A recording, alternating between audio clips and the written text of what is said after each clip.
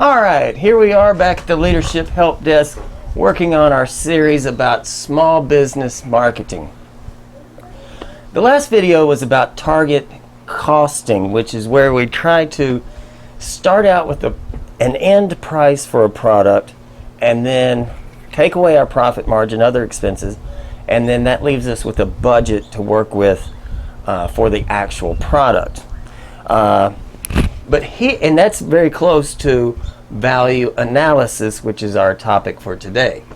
With value analysis, our goal is to maintain quality but reduce cost without reducing quality. Sometimes we might even reduce cost and raise quality. And we might have to look at substitute ingredients, substitute materials. You've noticed that brooms come with plastic handles, wooden handles, metal handles. You might notice if you're older that coat hangers used to be metal, and then they were metal painted, and then they were metal covered with plastic, and then now the coat hanger is all plastic. So sometimes that depends on where the product is made. If they don't have a lot of metal, they might go with plastic, or vice versa. So here we are back at the spaghetti shop, and we're going to look at how we can build a great spaghetti plate. We are on a budget, and we're going to look at all of our options. Now, I'm reminded of an article I read years ago. Now think about this. It was an airline, and they were studying, they were actually doing value analysis on the first class salad that they served on all their flights. The salad had, lettuce, whatever. But the salad had 7 olives on top. It's nice to go with odd numbers, right? But the salad had 7 olives.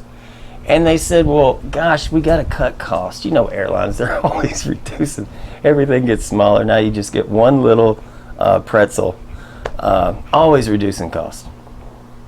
And so they brought in a focus group. They did their market research, and they sat down the focus group, and they gave them all salads with 7 olives. And they said at the end, how was your salad? They said, well, it was a really nice salad. Would you want anything? No, it was a nice salad. Everything was there. That's what I would expect on an airplane. So then they said, well, let's start tweaking with this thing. Let's do value analysis.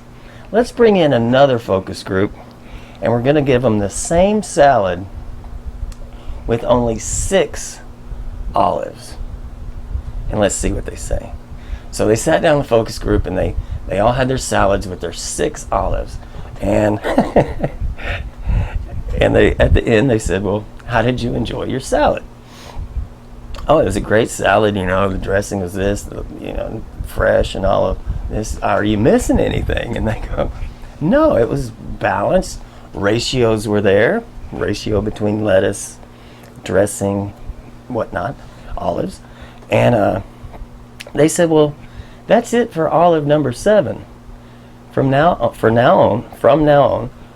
there will no longer be 7 olives on the salad. There will only be 6, because nobody noticed. We did not reduce quality by removing an olive, but we did reduce cost. And you say, well, what's 1 olive? Well, for the airline, that meant a savings of $48,000. Wow, $48,000. Now how many pickles are on a McDonald's burger? Is it 2 or is it 3? Can you imagine what McDonald's goes through to keep those costs down, the cost of the product? And if they took 1 pickle off of each burger, they would save a ton. And on the other hand, if all their employees weren't paying attention and just added another pickle, they would probably crash the cucumber industry, because it would be so many pickles.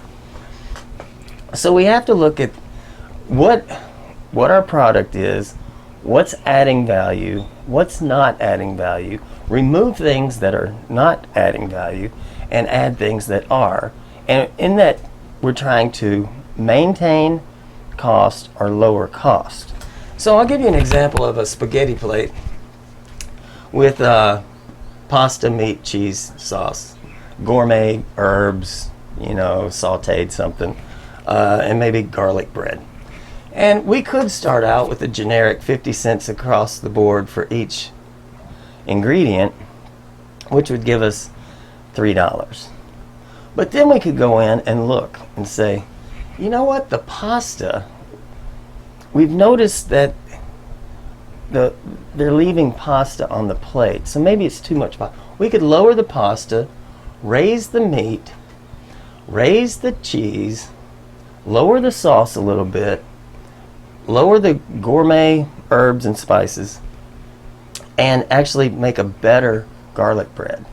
And all of that would still be $3.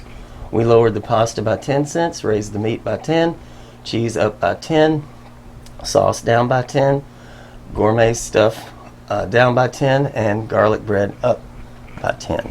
And we still end up with $3. So we've tweaked the whole thing. What is adding value? What is not adding value? Now we could look at it again. We say, well, there's too much pasta still. We'll reduce that by another 10 cents. We'll go back to the meat at 50 cents. We'll add more cheese. We'll continue to reduce the sauce, continue to reduce the herbs, and even raise the garlic bread. So now we actually have higher quality garlic bread, and we have more cheese. And will that be what people want? And actually, now we're down to $2.80 instead of $3. So if we were to do a focus group, and give them this, and say, how'd you like it? Well, give them that. How'd you like it? Same thing, just tweaked. And give them this. It's cheaper, and they're still satisfied, if they're still satisfied. And we might keep the pasta at 30, go back and keep the meat at 50, raise the cheese even higher, reduce the sauce, reduce the gourmet, and bring the garlic bread down again. Now we got a super cheesy spaghetti at $2.80. And if we say, wow, there's too much cheese on it now, value analysis. Now we're going to lower that back down to 70 cents per cheese, and now we're down at $2.70. So we've saved 30 cents, theoretically, by looking at all the ingredients in the spaghetti plate and tweaking it, seeing if we're still maintaining quality, we still have satisfied customers, maybe even better satisfied customers, and possibly at a lower cost. So this is important. Now, I have substitute ingredients here, like with the broom, the wood, the metal, the plastic, and in this case, you hear, I'm not saying they are, but fast food places who are substituting meat with slimy stuff, right? Is it really pasta?